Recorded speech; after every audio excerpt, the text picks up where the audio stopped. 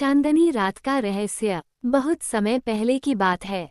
एक छोटे से गांव में एक लड़का रहता था जिसका नाम अर्जुन था। अर्जुन को हमेशा से ही रहस्यमय चीजों में रुचि थी। वह रात को अपने कमरे की खिड़की से चांदनी रात में आकाश को देखता रहता था और सोचता था कि चांद के पीछे क्या रहस्य छिपा है।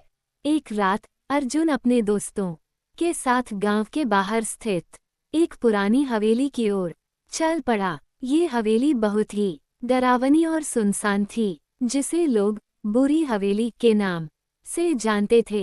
अर्जुन के दोस्तों ने उसे मना किया, लेकिन वह नहीं माना और हवेली की ओर बढ़ता गया। हवेली के पास पहुंचते ही अर्जुन ने देखा कि एक अजीब सी रोशनी अंदर से आ रही थी।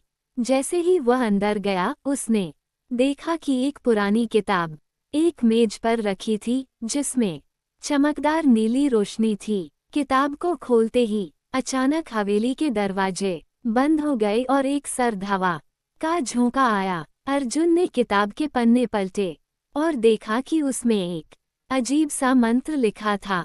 वह मंत्र पढ़ते ही हवेली के दीवारों पर अजीब से निशान बनने लगे। अचानक एक बूढ़ी औरत सामने आई, जो उसे घूरते हुए बोली, तुमने वह किताब पढ़ ली है, अब तुम मेरे साथ रहोगे। अर्जुन ने डर के मारे पूछा, तुम कौन हो? वह औरत बोली, मैं वही हूँ जो इस हवेली में फंसी हुई हूँ।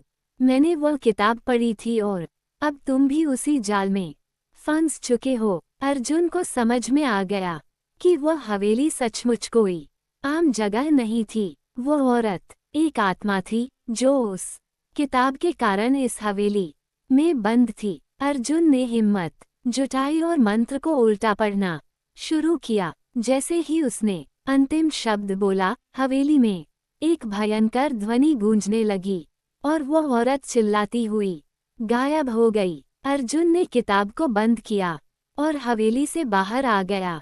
जब वह गांव लौटकर आया तो सभी ने उसे हैरान होकर देखा। अर्जुन का चेहरा डर और थकान से भरा हुआ था, लेकिन उसकी आंखों में एक अजीब सी चमक थी। उसने कभी नहीं बताया कि उस रात उसने जो कुछ देखा था वह क्या था, लेकिन उसने तय किया कि वह अब और कभी भी रहस्यमय चीजों के पास नहीं जाएगा।